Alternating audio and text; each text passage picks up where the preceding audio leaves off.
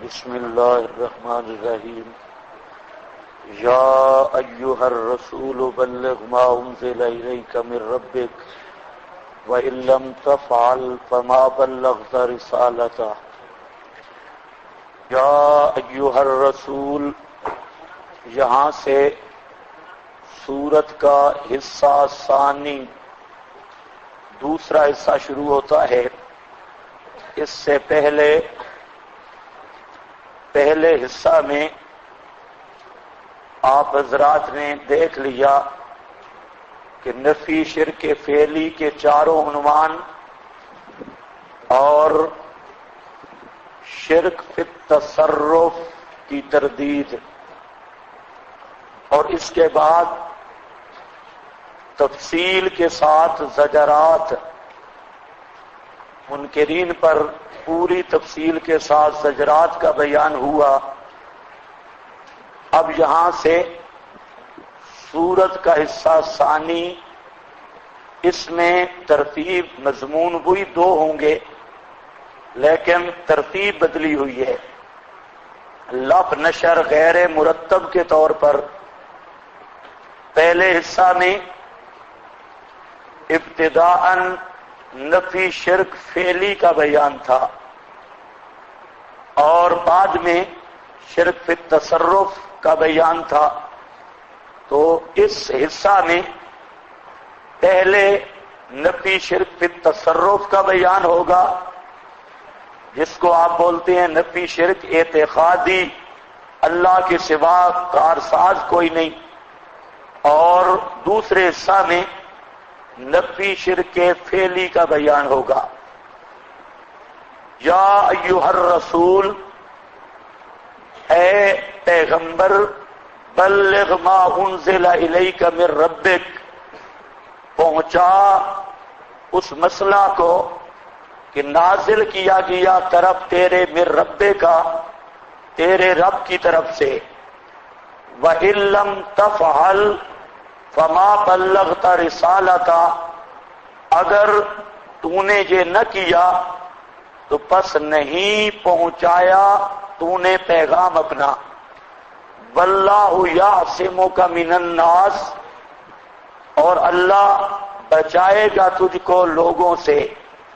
ان اللہ لا یہدی، بے شک اللہ نہیں ہدایت دیتا القوم الکافرین، قوم منکر کو، ضدیوں کو۔ یہاں پر چند باتیں سمجھنی ہیں۔ پہلی بات کہ یا ایھا الرسول بلغ ما انزل الیک من ربک، ما انزل سے کیا مراد ہے؟ عامت المفسرین ما انزل کا معنی کرتے ہیں تمام احکام، جو بھی قرآن پاک کے اندر موجود ہیں، تمام کے تمام احکام کی تبلیغ۔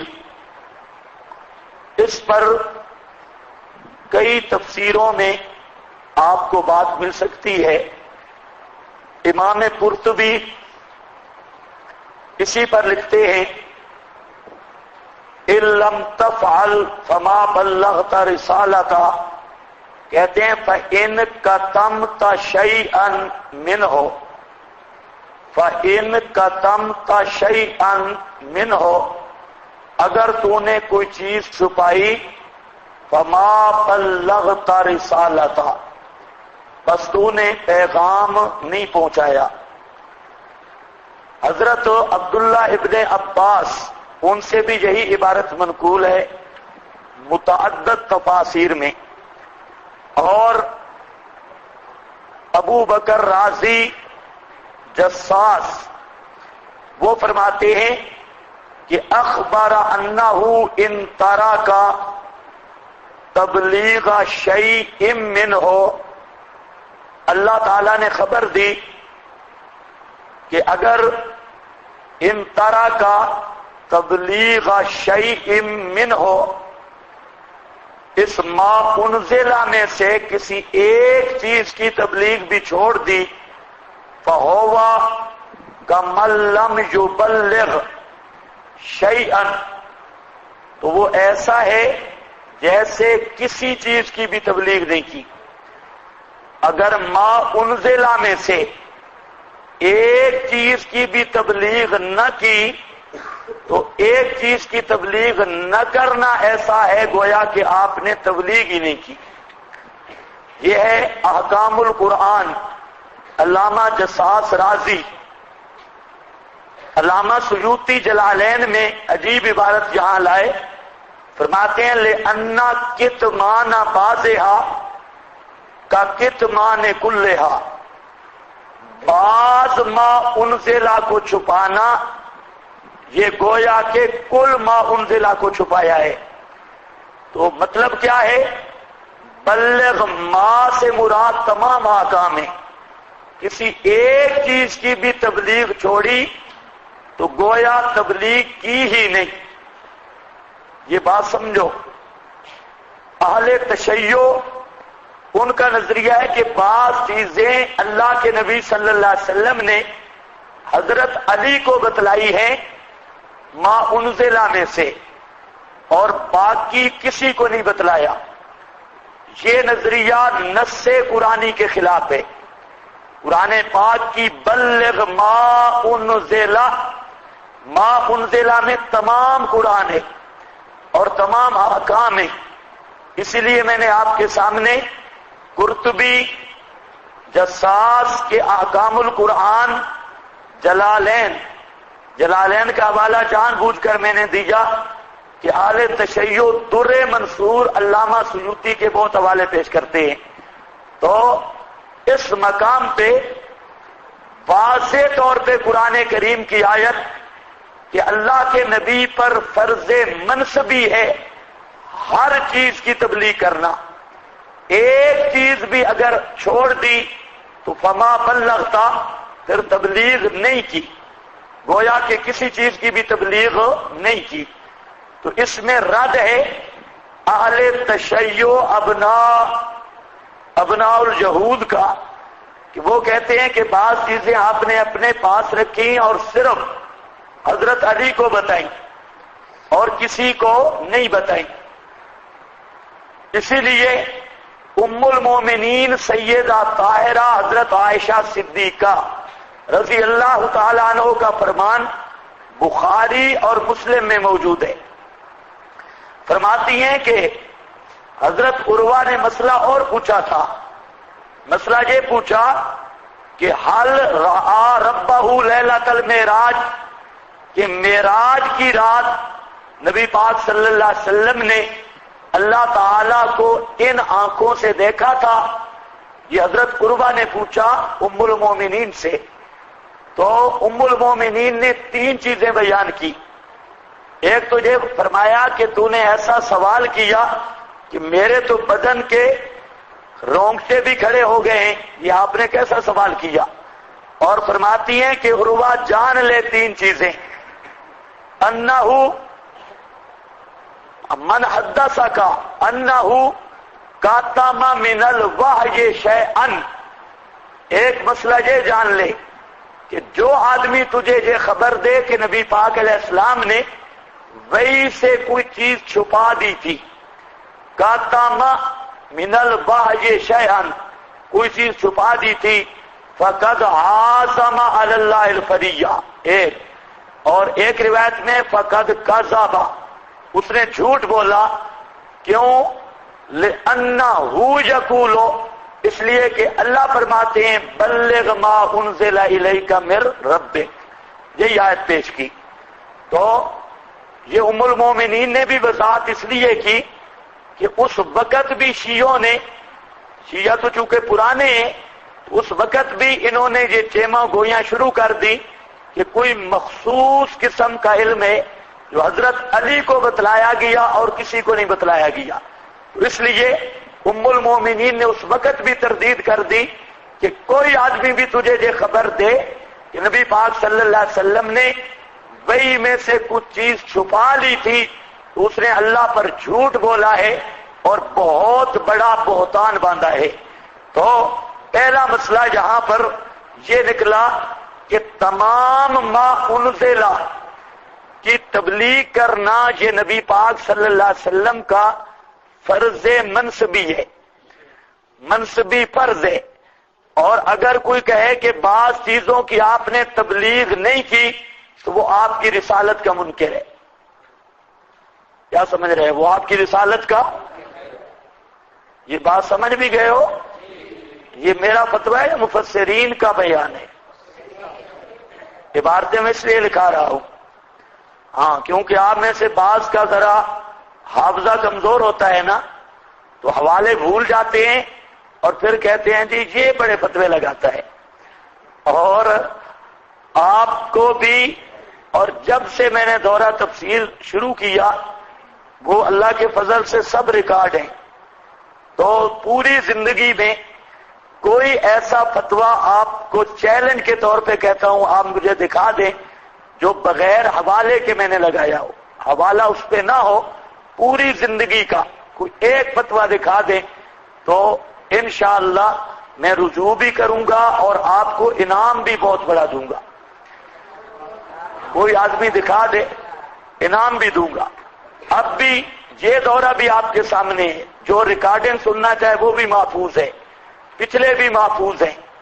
پوری زندگی میں ایک کوئی فتویٰ میں نے لگایا ہو اور اس پر اکابرین امت کا وہ معنی نہ ہو، میں نے اپنی طرف سے کھینچا تانی کر کے لگایا ہو یا معنی بدل کے لگایا ہو، تو جو شخص یہ پیش کرے گا اس کو میں بہت بڑا اپنا محسن سمجھوں گا، کیونکہ یہ قرآن کا مسئلہ ہے۔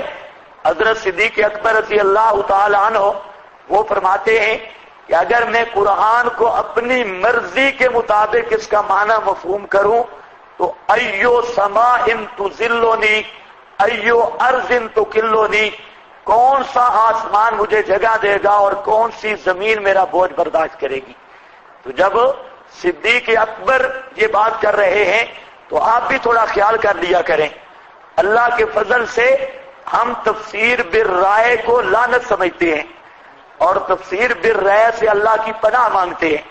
باقی جو مسئلہ قرآن کی آیت کا ترجمہ یا معنی، اسی لیے وقت زیادہ لگ رہا ہے، لیکن آپ کو حوالے میں نوٹ کروانے کی کوشش کرتا ہوں کہ آپ حوالہ نوٹ کریں تاکہ کوئی ظالم مضل آپ کو یہ دھوکہ نہ دے سکے کہ جی اشاعت التوحید والے قرآن کا معنی اپنی طرف سے کرتے ہیں، اور یہ انشاءاللہ کہنے والے کہتے تو رہیں گے، زبان کوئی نہیں بند کر سکتا، لیکن ثابت کرنا بڑا مشکل ہے۔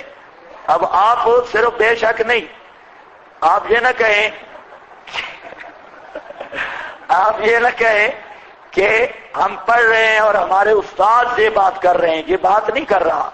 استادی شاگردی سائڈ پہ رکھو اور آپ منصف اور جج بن کر یہ فیصلہ کرو انصاف کے ساتھ کہ کسی آیت کا معنی ہم اپنی طرف سے کریں یا کھینچا تانی کریں، پیش کرو۔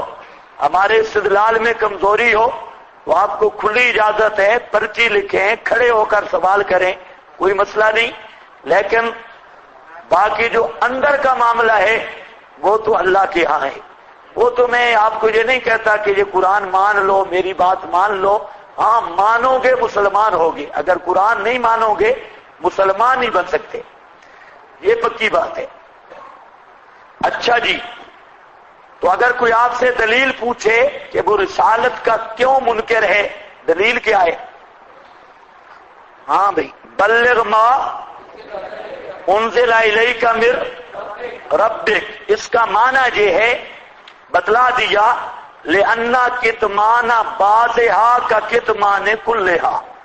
اسی طرح کہ ان تارا کا تبلیغ شیء منہ فہو کمن لم یبلغ شیئا، احکام القرآن، ایک چیز بھی چھوڑ دی تو گویا اس نے کوئی چیز بھی نہیں پہنچائی۔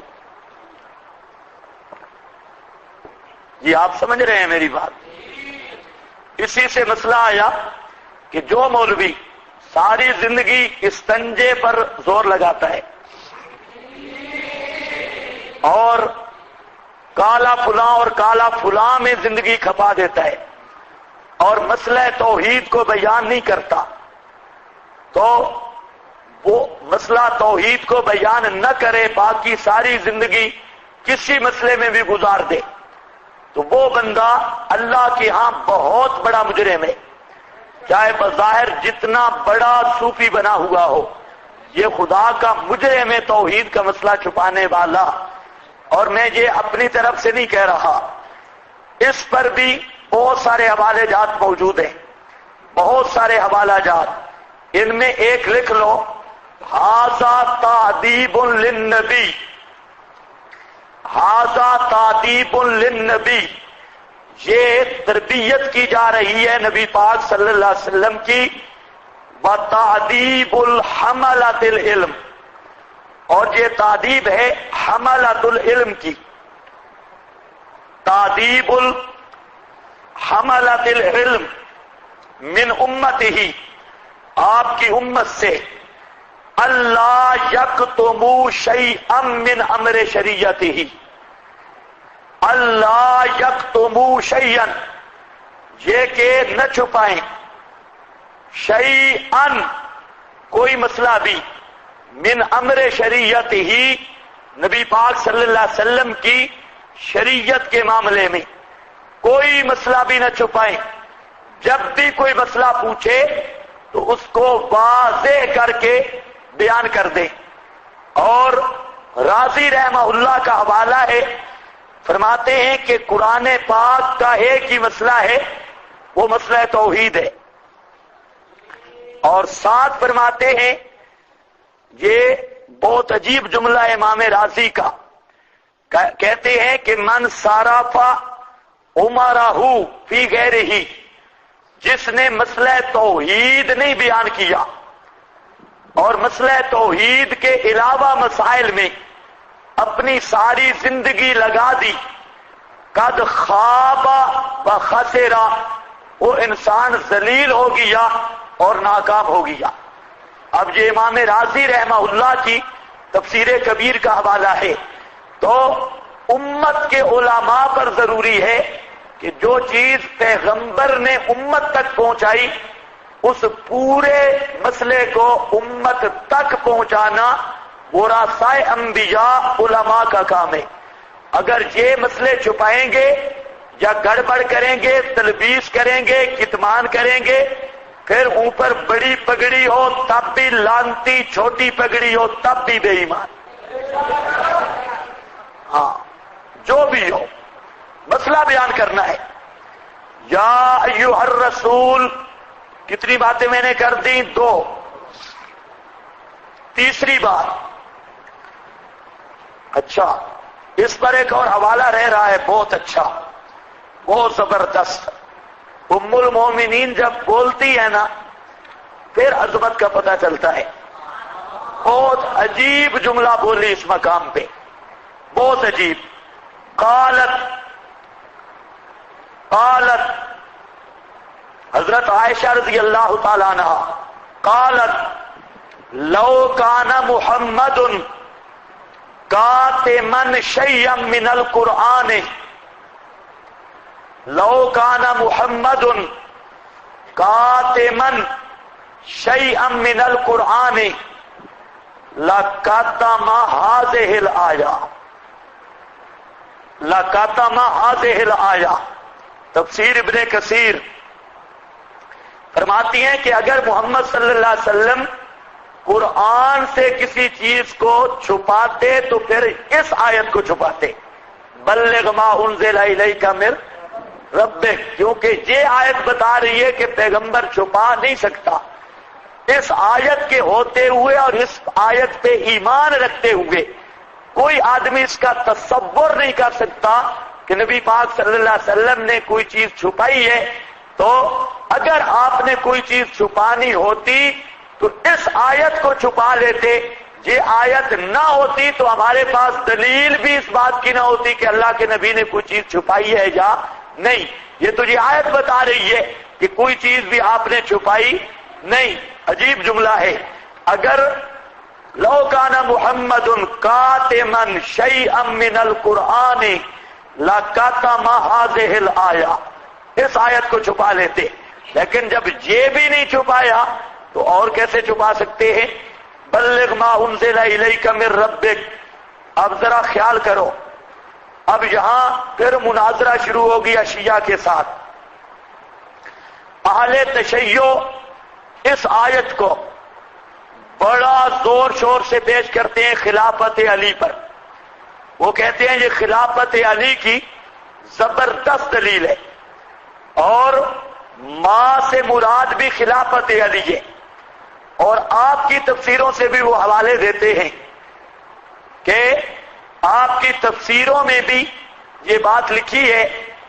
در منصور میں علامہ سیوطی نے لکھا عن ابن مسعود. یہ اہل تشیع کا استدلال بتا رہا ہوں، خیال کرنا.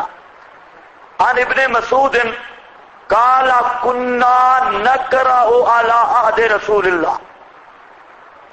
ابن مسعود کہتے ہیں كنا نقرأ، ہم پڑھا کرتے تھے على عهد رسول اللہ صلی اللہ علیہ وسلم، رسول پاک صلی اللہ علیہ وسلم کے عہد مبارک میں، یا ایھا الرسول بلغ ما انزل الیک ان علی مولا المؤمنین. یا ایھا الرسول بلغ ما انزل الیک ان علی مولا المؤمنین. یہ در منصور جزء ثانی صفحہ 698، اس پر یہ روایت موجود ہے حضرت عبداللہ ابن مسعود کی. اور اس میں کیا آ رہا ہے کہ نبی پاک کے زمانہ میں ہم اس آیت کو یوں پڑھتے تھے، یا ایھا الرسول بلغ ما انزل الیک ان علی مولا المؤمنین، کہ علی جو ہے یہ مولا مومنین ہے، اس طرح پڑھتے تھے. اس کو وہ پیش کرتے ہیں، کہتے ہیں اہل سنت بھی متفق ہیں اور اہل تشیع بھی متفق ہیں. اس رنگ میں پیش کرتے ہیں. اچھا کیا کہتا ہے یہ بزرگ؟ تعذیب للنبی تعذیب حملۃ العلم. یہ کس کتاب کا حوالہ ہے؟ اچھا کتاب سنی نہیں ہے، بتایا نہیں میں نے. ہاں قرطبی ہے. اچھا ماشاءاللہ، ایک پرچی کام کی بھی آ گئی. آج کی تاریخ نوٹ کر لو. ہاں بھائی، یہ پڑھا کرتے تھے اور اس کو وہ بڑے شور مور سے پیش کرتے ہیں. ساتھ پھر ملا لیتے ہیں وہ آیت ولایت، انما ولیکم اللہ، وہ پڑھ چکے ہیں آپ، اس کو ساتھ ملاتے ہیں. پھر جا کر رب دیتے ہیں الیوم اکملت لکم دینکم. وہاں سے لیا الیوم، یوم کون سا؟ خم غدیر والا. اور پھر ایک روایت وہ گھڑی کہ خم غدیر پہ آپ کھڑے ہو گئے. اور خلافت علی کے لیے ویسے تو جبریل بار بار آتا رہا، بار بار 120 مرتبہ جبریل آیا ہے کہ خلافت علی کا اعلان کرو. کتنی مرتبہ؟ 120 مرتبہ. یہ حیات القلوب میں دجال نے لکھا، ملا باقر مجلسی نے. حیات القلوب 120 مرتبہ آئے ہیں جبریل کہ خلافت علی کا اعلان کرو، لیکن نبی پاک فرماتے نہیں، ابو بکر عمر سے ڈرتا ہوں، اعلان نہیں کرتا. اور آخری دفعہ جب یہ آیت لے کے آئے نا، اِلَّمْ تَفْعَلْ فَمَا بَلَّغْتَ رِسَالَتَهُ، اگر تو نے اب خلافت علی کا اعلان نہ کیا تو پھر تجھے رسالت سے بھی معزول کر دوں گا. تو نبی پاک صلی اللہ علیہ وسلم کچھ سوچ میں پڑ گئے کہ اب کیا کروں.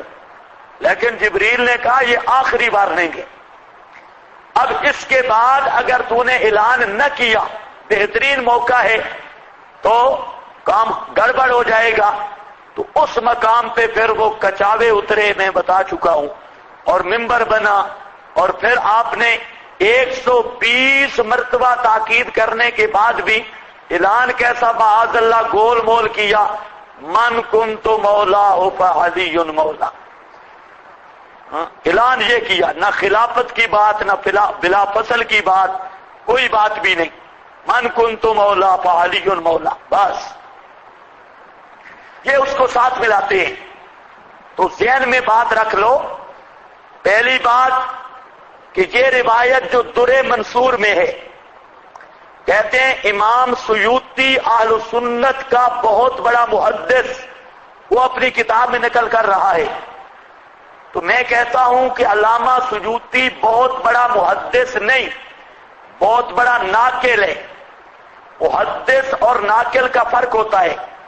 محدث وہ ہے جو اپنی سند سے حدیث بیان کرے، اور ناقل جو مختلف کتابوں سے احادیث کو جمع کرے. تو علامہ سیوطی اہل سنت کا محدث نہیں، یاد رکھو. علامہ سیوطی اہل سنت کا ناقل محدث ہے. اور علامہ سیوطی کے متعلق خود ائمہ اہل سنت نے تصریح کی کہ یہ حاطب اللیل ہے. حاطب اللیل، اور حاطب اللیل کا کیا مطلب؟ رات کو اندھیرے میں لکڑیاں جمع کرنے والا. اور جو رات کے اندھیرے میں لکڑیاں جمع کرے، آپ کو پتا ہے اس میں خشک بھی آتی ہیں، تر بھی آتی ہیں، اور کبھی کبھی سردیاں ہوں تو سانپ بھی اس میں آ جاتے ہیں. کئی دفعہ ایسا بھی ہوا کہ لکڑیاں اکٹھے کرتے کرتے سانپ بھی اٹھا لائے. تو حاطب اللیل علامہ سیوطی کا لقب ہے. اور اگر کوئی میری بات پہ ناراض ہونے لگے تو مولانا سرفراز صاحب نے بھی لکھا، مقام ابی حنیفہ وغیرہ میں انہوں نے بھی کہا کہ سیوطی یہ حاطب اللیل ہے، رات کو لکڑیاں چننے والا. تو اب بات صاف ہے کہ اللہ تعالیٰ ان کا مقدمہ کہ علامہ سیوطی بہت بڑا محدث ہے. میں کہتا ہوں علامہ سیوطی ناقل ہے، بہت بڑا بھی چھوڑو، چھوٹا محدث بھی نہیں. محدث آپ نے تو اب کل عام بنا لیا ہے نا، جو حدیث لکھی ہوئی پڑھا دے، اردو میں ترجمہ کرے، آپ تو اس کو بھی محدث کہتے ہیں. حالانکہ محدث وہ ہوتا ہے جو اپنی مستقل سند کے ساتھ حدیث کو بیان کرے. تو علامہ سیوطی کا یہ مقام نہیں. علامہ سیوطی نے یہ روایت نقل کی ہے حافظ ابو بکر احمد بن موسیٰ سے. حافظ ابو بکر احمد بن موسیٰ یہ محدث ہے، اور اس کی وفات ہے 410 ہجری میں. یہ کون ہے؟ حافظ ابو بکر احمد بن موسیٰ. یہ اپنی سند سے روایت کرتا ہے، توجہ میری طرف رہے. اور یہ فوت کب ہوتا ہے؟ 410 ہجری کو. اور اس کی مسند میں ہم نے خود دیکھا، اس کی مسند میں پیچھے سند ہی کوئی نہیں، الی آخری کوئی سند نہیں. 410 ہجری کو فوت ہو رہا ہے، تو 400 سال پیچھے کی سند یا 350 سال پیچھے کی سند دنیا کا کوئی شیعہ پیش کرے، اس کی سند کیا ہے؟ باقی رہ گئی اہل سنت کے ہاں سند کا مقام. تو مسلم شریف جنہوں نے پڑھی، مقدمہ پڑھا، لولا الاسناد لقال من شاء ما شاء، الاسناد من الدین. اہل سنت کے نزدیک سند کی اہمیت الاسناد من الدین، یہ دین سے ہے. لولا الاسناد، اگر سند نہ ہو، لقال من شاء ما شاء، جس کے منہ میں جو آئے بکتا چلا جائے گا. اس لیے بغیر سند کے اہل سنت کے ہاں کسی روایت کی کوئی حیثیت نہیں. دو باتیں میں نے کی، علامہ سیوطی محدث نہیں، کیا ہے؟ ناقل ہے. تکلیف تو ہوگی لیکن برداشت کرو. علامہ سیوطی محدث نہیں بلکہ کیا ہے؟ اور نقل کس سے کر رہا ہے؟ ابو بکر احمد ابن موسیٰ. اور اس کی وفات کب ہے؟ 410 ہجری. ان کی اپنی مسند ہے حافظ ابو بکر کی. اور 410 ہجری سے لے کر صحابہ تک اس کی کوئی سند موجود نہیں. باقی وہ کہتے ہیں فلانے مفسر نے لکھا، تو ایک قانون ذہن میں رکھ لو، مفسرین محدثین کا ضابطہ ہے تاریخ اور تفسیری روایات، تاریخی اور تفسیری روایات، یہ کوئی حجت نہیں جب تک سند نہ ہو، خصوصاً تفسیری روایات۔ یہ خیال کرنا کہ کسی تفسیر میں کوئی روایت دیکھو تو اس پہ اعتماد کر لو۔ تمام محدثین کا ضابطہ ہے کہ تفسیری روایات اور تاریخی روایات ان کی سند ہونا ضروری ہے۔ بغیر سند کے کسی مفسر کا کہہ دینا کالا فلاں عن النبی، یہ کوئی معتبر نہیں، اور یہ تمام محدثین کا ضابطہ ہے۔ اور خازن جیسی تفسیر، بہت اچھی تفسیر ہے خازن، اس کے بارے میں علماء نے لکھا ہے کہ نصفہ اکاذیب، تفسیر اچھی کرتا ہے لیکن جو روایتیں لاتا ہے آدھا جھوٹ ہے، نصف جھوٹ ہے، نصفہ اکاذیب، یہاں تک علماء نے لکھا۔ تو عام طور پہ آج کل جتنے لوگ گمراہ ہوتے ہیں وہ اسی سے ہوتے ہیں، کوئی تفسیر دیکھ لی نہ، کہیں تھوڑا بہت عربی جانتا ہوتا ہے، کوئی قول کٹورا کہیں مل گیا تو بس اس کا اس پر ایمان ہے۔ اور آپ اگر دیکھیں کہ کتنی اسرائیلی روایات جن کی کوئی اصل نہیں، وہ خطیبوں کی زبان پہ بھی ہیں اور عوام کی زبان پہ بھی ہیں، اور ان کو عام تفسیر سمجھا جاتا ہے، حالانکہ وہ تفسیر نہیں ہے۔ اور اسرائیلی روایات پہ انشاءاللہ آگے میں بات کروں گا، بہت ساری تفسیری روایات پہ مستقل آپ کو ہر صورت لکھواؤں گا کہ اس صورت میں فلاں فلاں واقعہ اسرائیلی ہے اور اس کی کوئی سند نہیں۔ صورت میں کا مطلب ہے اس کی تفسیر میں جو مفسرین نے لکھا، یہ کوئی مت سمجھے کہ قرآن میں ہے، قرآن کی تفسیر میں جو مفسرین لکھتے ہیں۔ تو بہرحال گزارش یہ کر رہا ہوں کہ دنیا کا کوئی شیعہ اس روایت کی سند پیش کرے، اور اگر سند نہیں پیش کر سکتا اور یقیناً نہیں پیش کر سکتا تو پھر اہل سنت کے ہاں اس کو مسلم کہنا یہ بہت بڑا بہتان اور بہت بڑا جھوٹ ہے۔ ایک بات۔ دوسری بات کہ الیوم پر میں بات کر چکا ہوں، وہ آیت حجۃ الوداع کو نازل ہوئی اور میدان عرفات میں نازل ہوئی، نہ کہ وہ خم غدیر پر، خم غدیر وغیرہ کوئی نہیں تھا، وہاں میدان عرفات۔ اہل سنت کی تمام روایات متفق ہیں کہ وہ روایت نازل ہوئی ہے کہاں پر؟ میدان عرفات۔ بخاری، مسلم، ابو داؤد، ترمذی، ابن ماجہ، نسائی، موطا مالک اور تمام متداول تفسیریں، بلکہ تمام اہل سنت اس بات پہ متفق ہیں کہ اس آیت کا نزول ہے میدان عرفات میں۔ اس کو خم غدیر پر ماننا یہ دجل اور دھاندلی ہے، اہل سنت میں سے کوئی عالم بھی اس کا قائل نہیں۔ سمجھو بات۔ باقی رہ گیا کہ یہ خلافت علی کا مسئلہ تھا، تو خود شیعہ گواہوں سے ہم ثابت کریں گے کہ بلغ ما انزل الیک من ربک، اور آگے جو ہے واللہ یعصمک من الناس، یہ کہتے ہیں الناس سے مراد اول ثانی ہے، ابو بکر عمر ہے، اللہ ان سے تجھے بچائے گا۔ تو یاد رکھ لو اہل تشیع کی اپنی تفسیر، ایک تفسیر کا نام ہے مجمع البیان طبرسی کی، جو شیعہ مذہب میں ریڑھ کی ہڈی کی حیثیت رکھتی ہے، اور شیعہ کو فخر ہے کہ مجمع البیان جیسی تفسیر آج تک روئے زمین پہ نہیں آئی ہر لحاظ سے۔ تو اس مجمع البیان میں بھی عبارت ہے، اور دوسرا شیعہ کی تفسیر فرات الکوفی، اس میں بھی عبارت ہے، اور تیسری تفسیر ہے منہاج الصادقین، یہ بھی شیعہ کی اپنی تفسیر ہے، اس کے اندر بھی عبارت ہے۔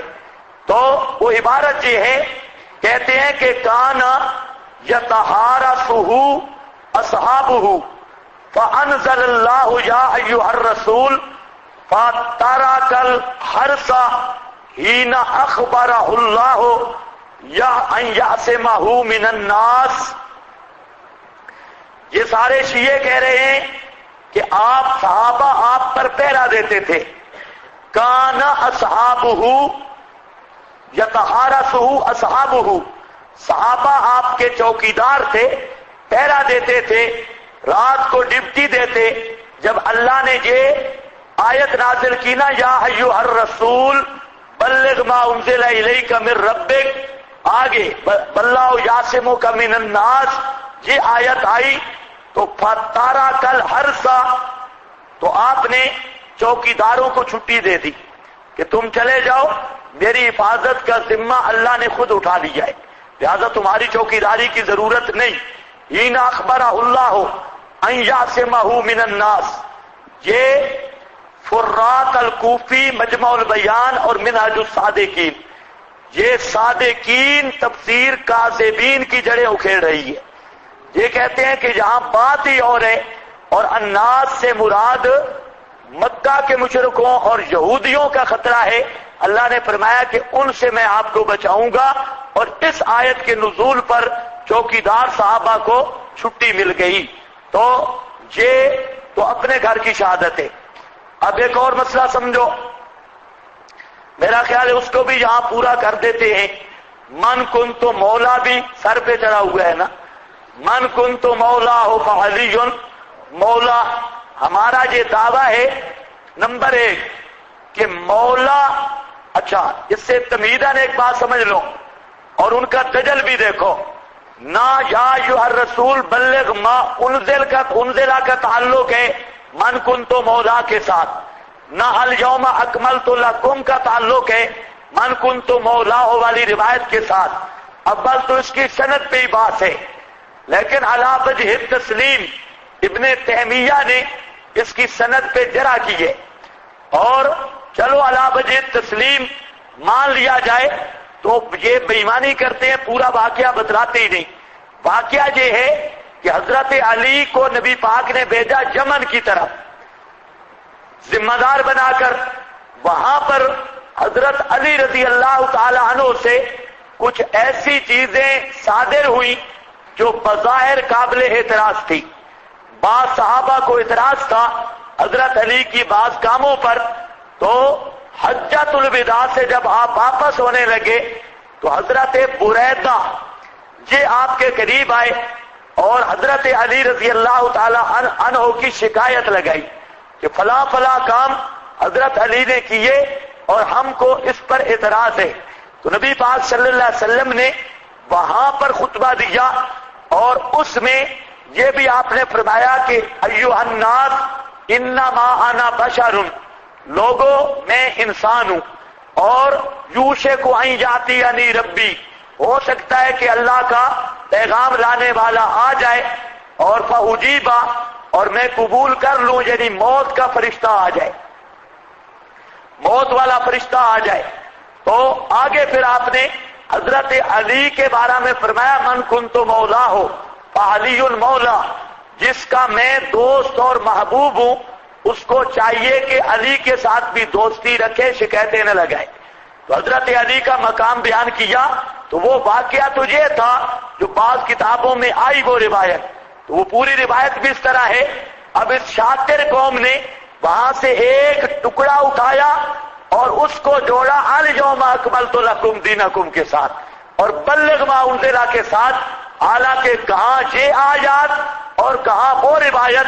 اور ہم کہتے ہیں مولا کا معنی خلیفہ بلا فصل دنیا کی کسی لغت میں موجود نہیں، اور یہ اپنی طرف سے ایک من گھڑت نظریہ وہ بھی فٹ کیا، لغت عرب پہ بھی ظلم کیا، روایت پر بھی ظلم کیا، آیات پر بھی ظلم کیا، اور اگر ان سارے مظالم کو گنا جائے تو مستقل ایک ایک کفر بنتا ہے۔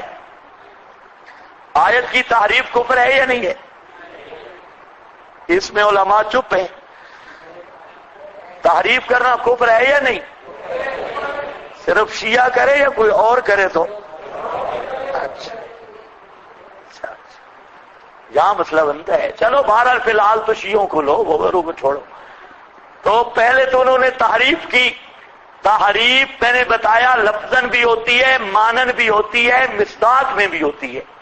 تو انہوں نے مصداق بدلا، اور دوسرا کفر یہ کیا کہ جہاں خلافت علی کا لفظ تھا انا علی مولا المومنین، تو قرآن میں کمی بیشی کے قائل ہو کر تب بھی کافر بنے، یعنی اس کا مطلب ہے قرآن بھی محفوظ نہیں، ایک مستقل کفر یہ بھی ہوا، دوسرا کفر اور جہالت یہ ہوئی کہ روایت کا بھی تعریف کر ڈالی، جو روایت پیش کی اس میں بھی تعریف کی۔ تو شیعہ کا ماشاءاللہ بہت اچھا استدلال ہے، یہ استدلال کر کے 3 وجہ سے کافر بن جاتے ہیں۔ یہ بھی تو کمال ہے نا، آدمی استدلال جو کرے کہ 3 گواہ کفر پہ قائم ہو جائیں، تو مزہ تو آیا نا ایسے استدلال کا۔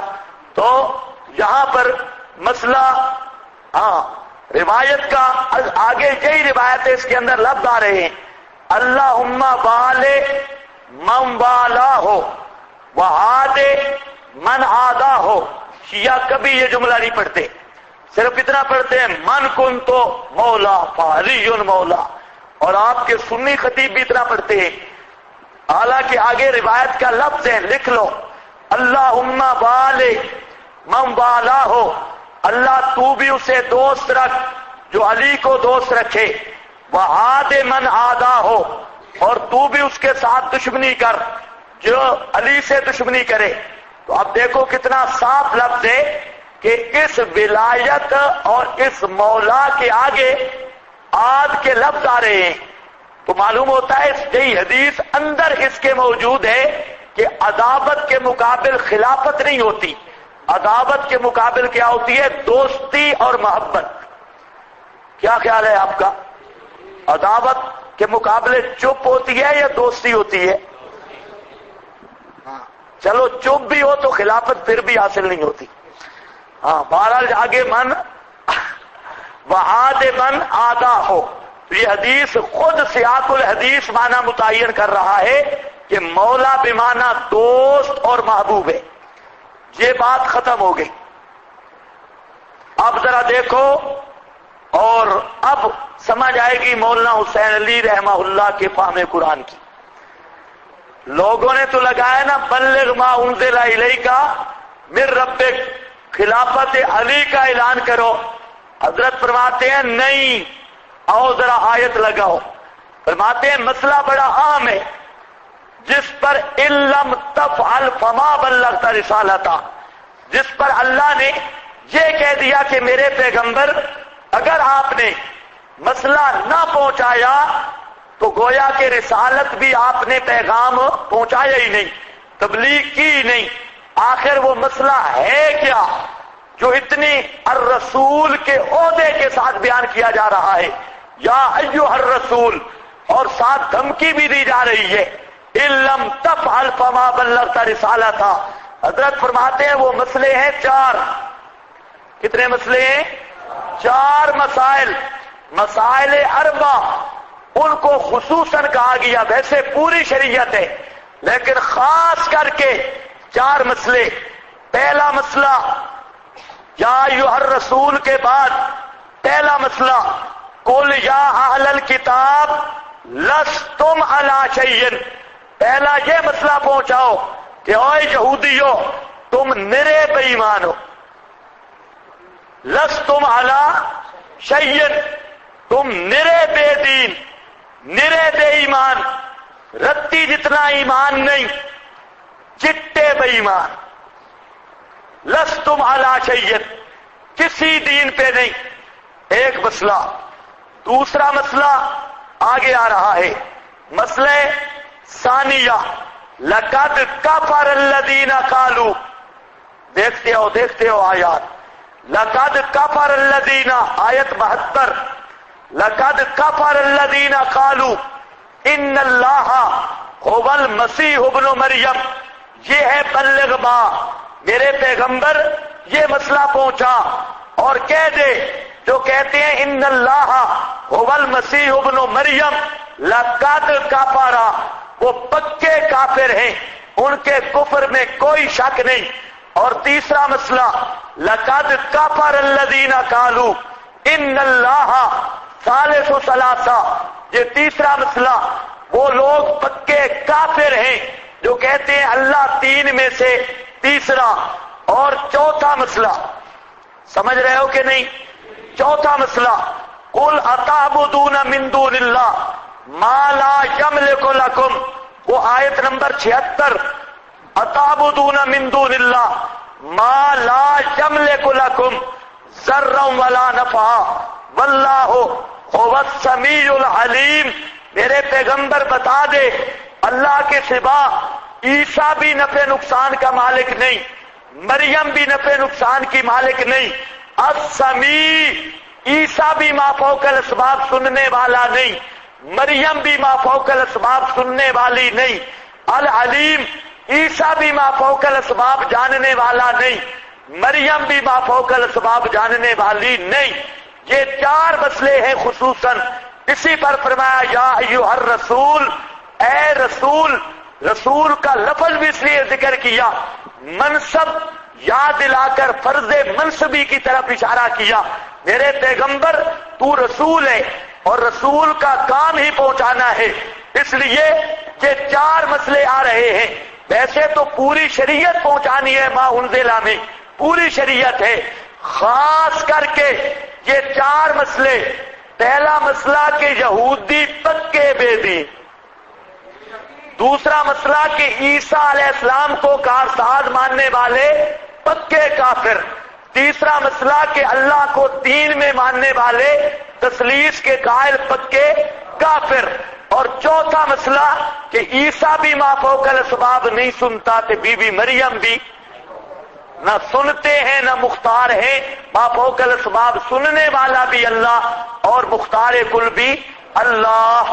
یہ چار مسئلے ہیں، خصوصی طور پہ ان کو پہنچانا ہے، اس لیے فرمایا یا ایھا الرسول بلغ ما انزل الیک من ربک۔ دل مانتا تو ہے نا، بات تو ہوئی۔ یہ کیا ہے خلافت علی 120 بار آ رہا ہے، اب بات جوڑ لگا، اور آپ یہاں مسجد اقصیٰ میں بیٹھ کے اندازہ نہیں کر سکتے۔ یہ تو اس ماحول کو دیکھے نا جہاں نبی پاک صلی اللہ علیہ وسلم موجود تھے، اردا گرد حکومتیں تھیں عیسائیوں کی، اور روم بڑی بڑی سلطنتیں، بادشاہ اور بڑے بڑے لوگ، چودھری، نواب، مولوی، پیر اور بہت بڑے بڑے دھرنٹ عیسائی وہاں پر موجود تھے۔ ہم تو یہاں تھوڑی بات کریں تو آپ کے رونگٹے کھڑے ہو جاتے ہیں، او ہو فلاں بھی حضرت اقدس گیا تھے، فلاں بھی گیا تھے، فلاں بھی گیا، آپ کے ذہن میں تصویریں آنے لگتی ہیں۔ لیکن اس ماحول میں کھڑے ہو کر فتویٰ لگانا کہ یہ بزرگ بھی پکے کافر، وہ بزرگ بھی پکے کافر، اور یہ یہودی بھی پکے بے دین، وہاں پر فتویٰ لگانا بڑا مشکل ہے، اور اس فتوے کو پہچانا بھی بڑا مشکل ہے۔ بڑے بڑے صوفیوں کے وضو ٹوٹ جاتے ہیں، ہاں معمولی مسئلہ نہیں۔ یہ بندہ وہ بیان کر سکتا ہے جس کو اللہ نے اتنا بڑا پھپھر دیا ہو، وہ مسئلہ بیان کر سکتا ہے، نہیں تو سامنے پگے اور سامنے وہ پورے حضرت قدوس اور اقدس دیکھیں، اور ان کے چہرے دیکھیں، میک اپ دیکھیں، پروگرام دیکھیں، اور نورانیت وہ دیکھیں، مصنوعی صوفیت دیکھیں، وہاں پر اتنا کہنا کہ حضرت غلط ہیں، سارے قرآن سننے والے بھی بگڑ جاتے ہیں، اور اس ماحول میں کھڑے ہو کر قسم اٹھا کے کہنا یہ اللہ کی قسم کافر ہے، اللہ کی قسم یہ کافر ہے، اللہ کی قسم یہ بے دین ہے، یہ کہنا کوئی معمولی بات نہیں۔ اپنے ماحول کو دیکھ لو، اس لیے اللہ نے فرمایا فَإِن لَّمْ تَفْعَلْ، میرا پیغمبر مسئلہ بڑا ضروری ہے، اگر نہ پہنچایا تو فما بلغت رسالتہ، یا اللہ پہنچایا تو سارے گلے پڑ جائیں گے۔ فرمایا واللہ یعصمک من الناس، آپ مسئلہ پہنچا دیں، واللہ یعصمک من الناس، اللہ تجھے الناس ان سب بے ایمانوں سے بچائے گا، سب بے ایمانوں سے بچائے گا۔ یہ اب بات لگ گئی، اور بات اگر فطرت سلیم ہو تو ہے ہی بھی یہی، اور کوئی بات بنتی بھی نہیں۔ اتنی تاکیدات کے ساتھ اب لگ گیا، واللہ یعصمک من الناس بھی سمجھ آ گیا، اور یا ایھا الرسول بلغ ما انزل الیک من ربک بھی سمجھ آ گیا۔ اب ایک اور بات تھوڑی سی سمجھ لو، واللہ یعصمک من الناس پر اشکال ہے، وہ پیچھے بھی لن یضروک پہ پرچیاں آ رہی تھی، یہاں پر بھی کہ اللہ نے جب وعدہ کیا ہے کہ آپ کو لوگوں سے بچائے گا، تو پھر آپ کے دانت کیوں شہید ہوئے، آپ زخمی کیوں ہوئے، یہ ایک اشکال ہے۔ تو یاد رکھو تمام مفسرین متفق ہیں کہ عصمت سے مراد عصمت جان ہے۔ عصمت سے مراد کیا؟ عصمت جان، یعنی اللہ آپ کو قتل سے بچائے گا۔ مقصد یہ ہے ایک، اور حضرت تھانوی نے بڑی عجیب بات لکھی، حضرت تھانوی رحمہ اللہ کی اس گفتگو کا خلاصہ یہ ہے کہ اللہ آپ کو دعوت کے معاملہ میں لوگوں سے بچائے گا، یعنی لوگوں کو ایسا تسلط اللہ نہیں دے گا کہ آپ کی دعوت بند ہو جائے۔ کیا سمجھے ہو؟ لوگوں کو اللہ ایسا تسلط نہیں دے گا کہ آپ کی دعوت پابندی لگا سکے، آپ کی دعوت کو روک سکے۔ واللہ یعصمک من الناس کا یہ حضرت تھانوی نے اشارہ کیا اس معنی کی طرف، لیکن مفسرین حضرات سب اس بات پہ متفق ہیں کہ یعصمک من القتل فلا یصلون الی قتل کا معلم التنزیل وغیرہ میں صاف لکھا ہے یعصمک من القتل فلا یصلون الی قتل کا، اللہ تجھے قتل سے بچائے گا۔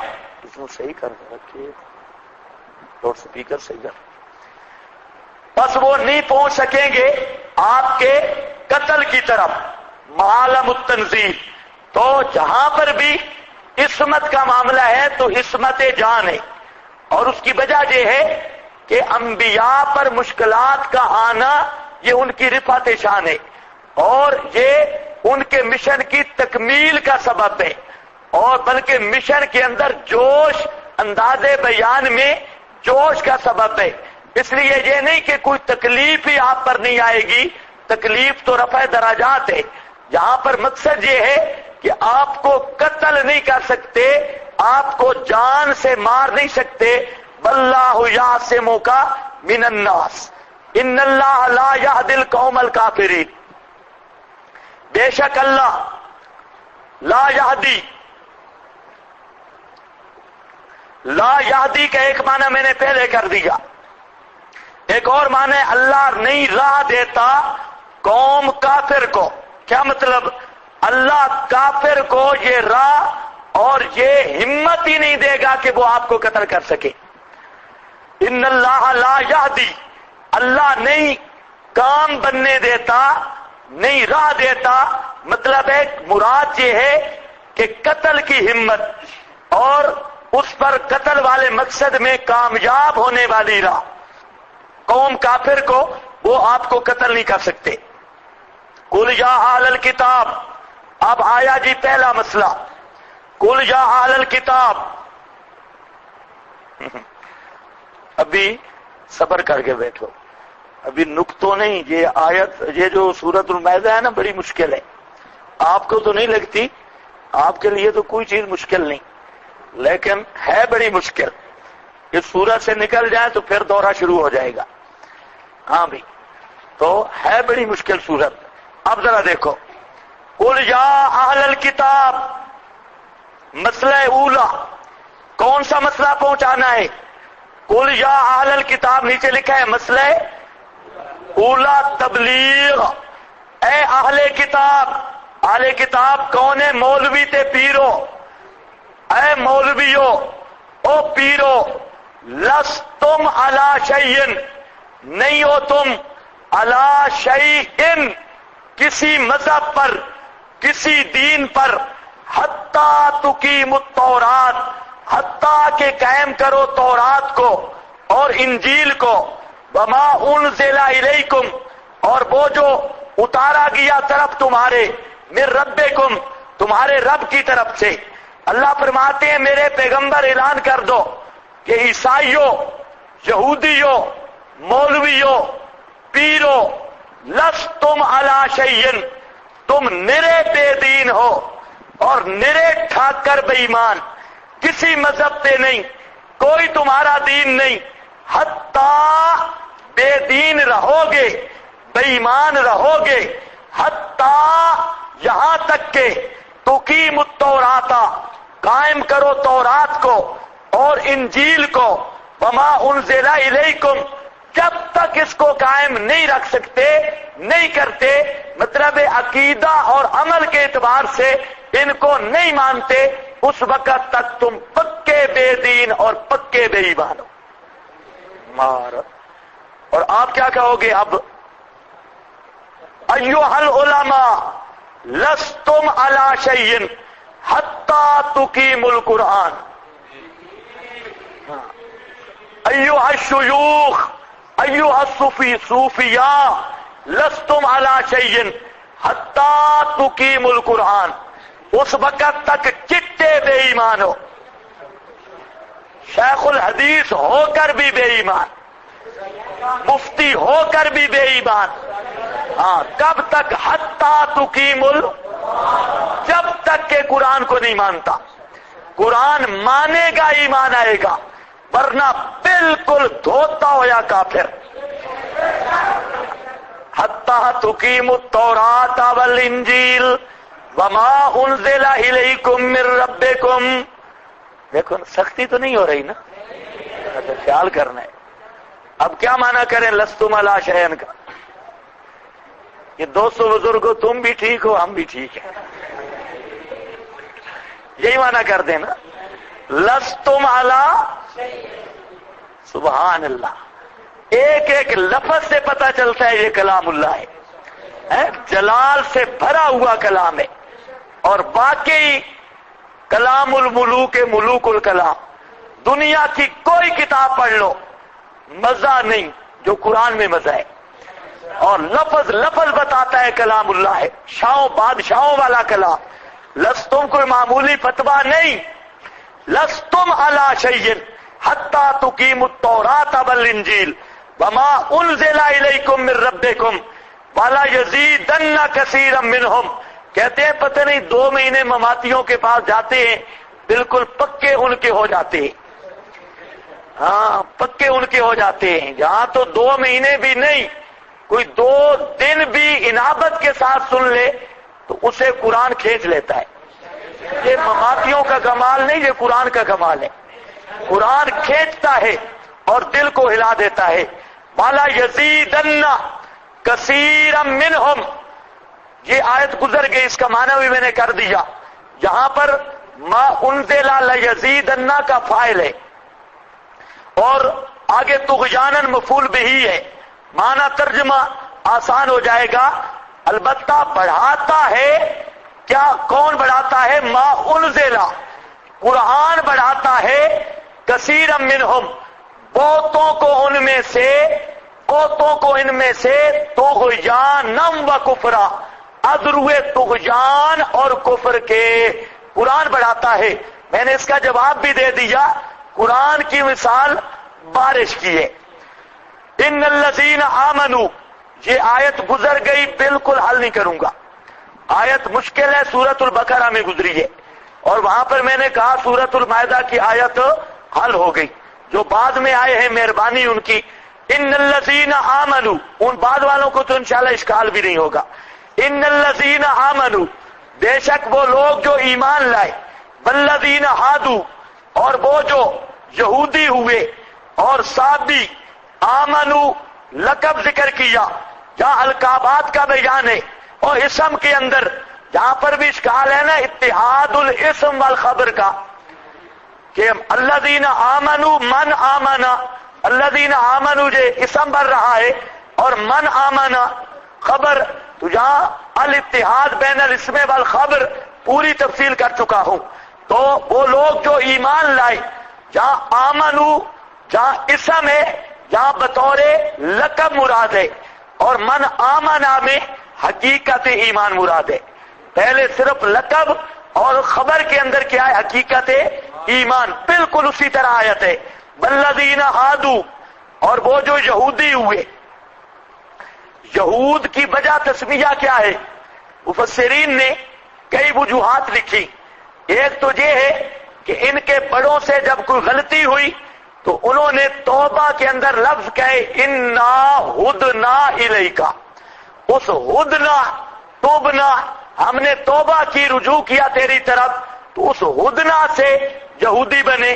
اور بعض حضرات نے یہ کہا کہ حضرت یعقوب کا بڑا بیٹا اس کا نام یہودا تھا، اس کی نسبت کی وجہ سے ان کو یہودی کہتے ہیں۔ اور بعض حضرات نے کہا تحودا، یہود ہے تحودا سے، اور تحودا کا مطلب ہوتا ہے جھومنا۔ ان کو یہودی اس لیے کہتے ہیں جب تورات کی تلاوت کرتے تھے تو جھومتے تھے۔ آپ جیسے قرآن کی تلاوت میں جھومتے ہیں نا، یہ ہلتے ہیں، تو وہ بھی اپنی کتاب پڑھتے وقت کیا کرتے تھے؟ ہلتے تھے۔ تحودا اسی سے یہودی ہے۔ تو یہ وجہ تشبیہ ہے۔ یہودی تو اب گالی بنی ہے نا، وہ پہلے گال تو نہیں تھا۔ یہود مذہب ہے، قوم ہے، اور اب تو ان کی عادتوں کی وجہ سے گالی بن گیا۔ ہاں بھائی، فلا تعصا آگے۔ اچھا، یہ ترجمہ میں نے نہیں کیا فلا تعصا، لا تحزن کے معنی میں ہے میرے پیغمبر غم افسوس نہ کرو کافر قوم پر۔ ہادو، صابی کون ہے جی؟ صابی فرقہ من اہل الکتاب، یہ ایک فرقہ ہے اہل کتاب سے جو زبور ماننے کے مدعی ہے۔ زبور حضرت داؤد پر ایمان کا دعویٰ رکھتے ہیں صابی، اور لیکن یعبدون الکواکب، کواکب کو پوجتے تھے۔ اور یہ اہل کتاب کا ایک فرقہ تھا، اور کواکب کا پجاری، اسی کے بارے میں ہدایہ وغیرہ میں آپ نے اختلاف پڑھا ہے امام صاحب اور صاحبین کا کہ یہ اہل کتاب ہیں یا نہیں۔ بعض ان کو اہل کتاب سمجھتے ہیں اور بعض ان کو عام مشرکوں والا حکم دیتے ہیں۔ تو یہ قوم فرقۃ من اہل الکتاب یقرؤون الزبور ویعبدون الکواکب، تو کواکب کی پوجا کرتے تھے۔ بن نصارا، نصارا کس کو کہا جاتا ہے؟ یا تو نصارا ہے ناصرہ سے، اور ناصرہ یہ گاؤں تھا حضرت عیسیٰ کی جائے پیدائش۔ تو جس طرح نبی پاک کا لقب ہے مکی مدنی، تو اسی طرح حضرت عیسیٰ کا لقب ہے ناصری، مسیح ناصری۔ اس کو کیا ہے، سیٹ کرو اس کو، پتہ نہیں۔ ہاں بھائی، مسیح ناصری، تو اس گاؤں کی نسبت سے انہیں نصارہ کہا گیا۔ بعض علماء نے کہا کہ نہیں، حضرت عیسیٰ نے کہا تھا من انصاری اللہ، تو وہاں قال الحواریون نحن انصار اللہ، اس سے یہ نصارہ بنے نحن انصار اللہ کی نسبت سے۔ بہرحال کوئی بھی ہو، مراد حضرت عیسیٰ کی امت ہے۔ من آمنا، جو ایمان لایا ساتھ اللہ کے، والیوم الآخر، اور پچھلے دن کے۔ یہ بھی آپ کو سمجھا آیا ہوں کہ ایمان باللہ میں ایمان بالرسول بھی ہے۔ ایمان باللہ کا یہ مطلب نہیں کہ جس نے کہا اللہ ہے، ایمان باللہ کا مطلب یہ ہے کہ جس نے اللہ کے سارے احکام مانے، اور احکام الہی میں ایمان بالرسول بھی ہے۔ اور سورہ حجرات کی آیت بھی دکھا چکا ہوں، انما المؤمنون الذین آمنوا باللہ ورسولہ۔ اس لیے اس آیت، یہی آیت مولانا آزاد پر بڑے فتوے لگے تھے، اسی آیت پر انہوں نے بھی کوئی غلطی ہو گئی ہوگی، آخر بزرگ تھے تو ان پر بڑے مولویوں نے فتوے لگائے۔ اب ذرا خیال کرو، وَعَمِلَ صَالِحًا فَلَا خَوْفٌ عَلَيْهِمْ وَلَا هُمْ يَحْزَنُونَ لَقَدْ أَخَذْنَا مِيثَاقَ بَنِي اسرائیل، یہ زجر ہے، البتہ تحقیق اخذنا، سورۃ المائدہ میں سارے میثاقوں کی بات ہے، اوفو بالعقود سے شروع ہوگا، اور بار بار آ رہا ہے میثاق کا ذکر۔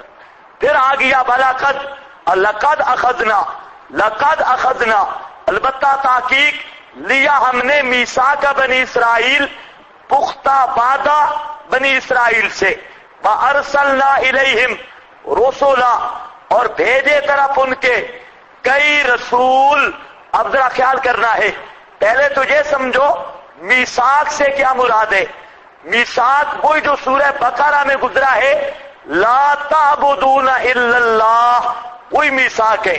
اسی پر امام ابو سعود حنفی وہ فرماتے ہیں لقد اخذنا میثاقہم بالتوحید، لقد اخذنا میثاقہم بالتوحید، ہم نے لیا ان سے پختہ وعدہ توحید کو قائم رکھنے کا، بسائر الشرائع والاحکام، اور بقیہ شریعت اور احکام پر پکا عمل کرنے کا، المکتوبۃ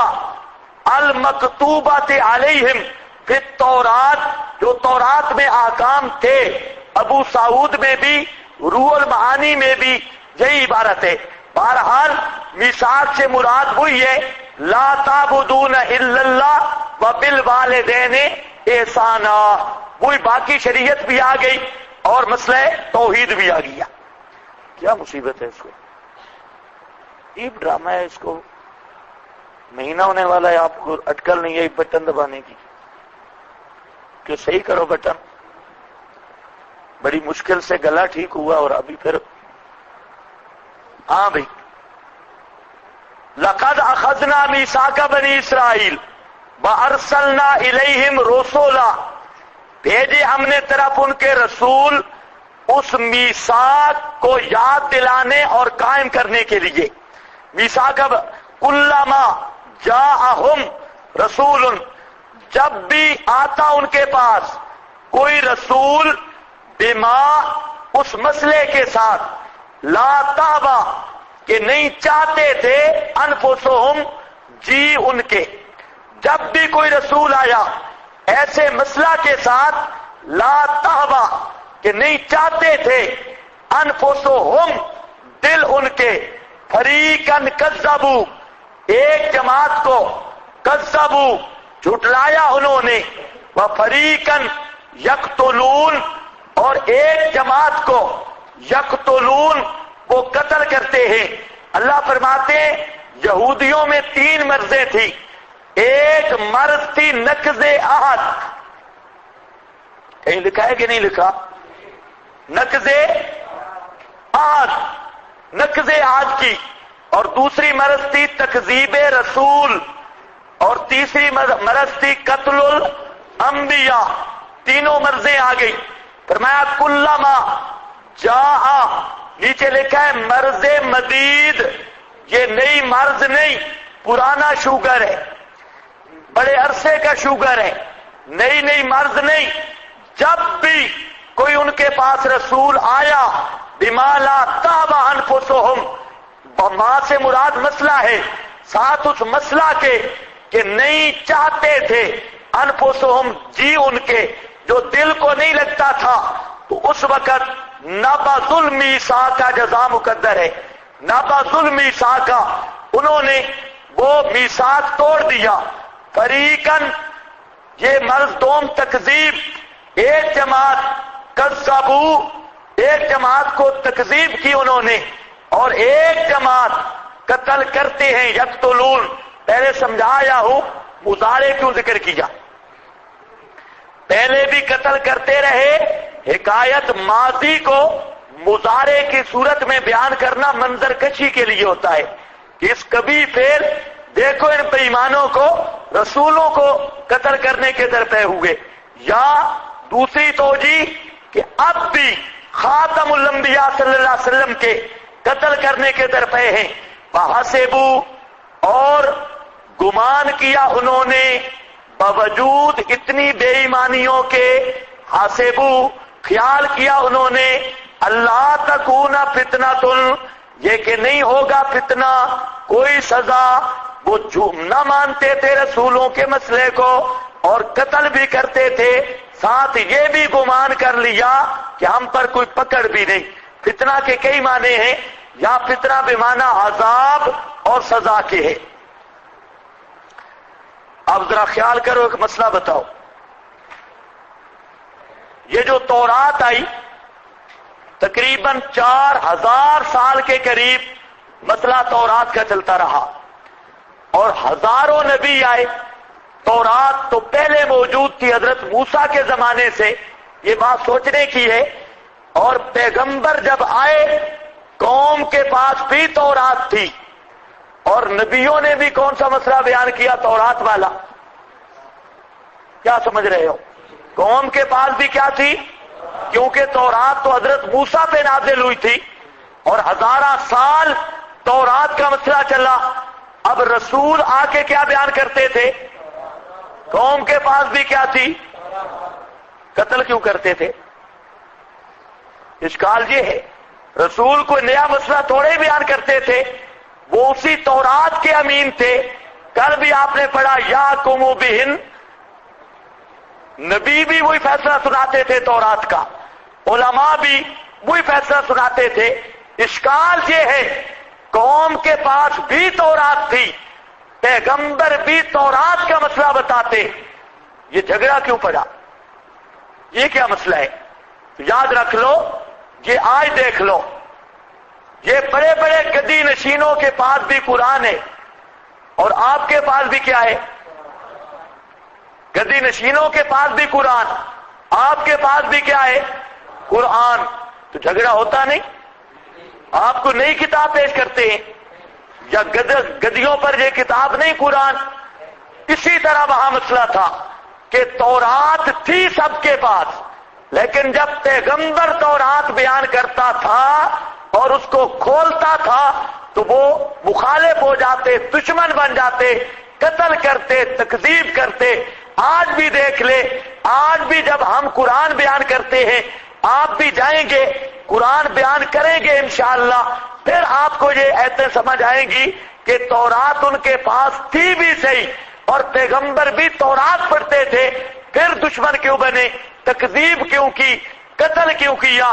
تو بالکل آج کا وہی نقشہ ہے کہ ہم بھی تو یہی قرآن ہمارے پاس بھی ہے، قرآن ان کے پاس بھی ہے، پڑھتے ہیں، ختم پڑھتے ہیں اور بھی ترجمے بھی بسا اوقات مجبوراً پڑھاتے ہیں، اور نہیں تو تنظیم المدارس کا امتحان دینا ہو یا وفاق المدارس کا امتحان دینا ہو یا اور کوئی مدارس کا امتحان دینا ہو تو مولوی پڑھتے پڑھاتے بھی ہیں، مقدس بھی سمجھتے ہیں، لیکن جب نبی کا مسئلہ بیان کیا جائے تو وہی ہوتے ہیں فریقاً کذبوا و فریقاً یقتلون، اسی طرح دشمن بن جاتے ہیں. دیکھو جی، فحسبوا اللہ تکون فتنہ، اور خیال کرتے ہیں نہیں ہوگی کوئی سزا.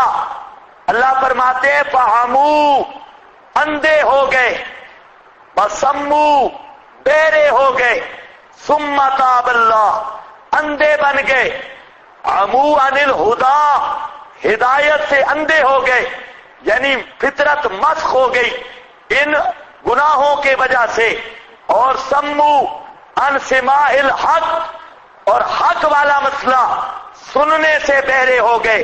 کثیر منہم، جھوٹ سن سن کر طبیعت جھوٹ کی طرح میل ہوتی تھی، لیکن جب اللہ کی کتاب کا مسئلہ آتا انہیں بالکل سمجھ نہ آتا. کثیر منہم، آج بھی اسی طرح ہے، جو سیف الملوک سننے والے ہیں اور جو گپو ٹیشن سننے والے ہیں، اسرائیلی گپے سننے والے ہیں، اور جو جن کو خطابت کا چسکا لگا ہوا ہے، جھوٹ موٹ، یہ سارے سننے والے، ان کو قرآن پہ مزہ ہی نہیں آتا. قرآن پہ مزہ اس کو آتا ہے جس کی فطرت صاف ہو، اور جو قرآن جس کو مزہ قرآن پہ آ گیا نا وہ کبھی گپوں پہ خوش بھی نہیں ہوتا. اور آپ تجربہ کر لیں، ہماری جو اشاعت التوحید کی عوام ہے، آپ ان کو 1000 گپ سنا کے آ جائیں جو نادر سے نادر، لیکن بعد میں جو بوڑھے بوڑھے جٹ ہیں نا جنہوں نے ہمارے شیوخ کی تقریریں سنی ہیں، ان کا تبصرہ سے کوئی مزہ نہیں آیا. مولوی نے قرآن نہیں پڑھا، مزہ نہیں آیا. قرآن سے ہم نے سفر بھی کیا، گئے بھی صحیح، اور کوئی مزہ نہیں آیا. اور دوسرے وہ بیچارے، ان کو قرآن سناؤ 5 منٹ نہیں بیٹھ سکتے.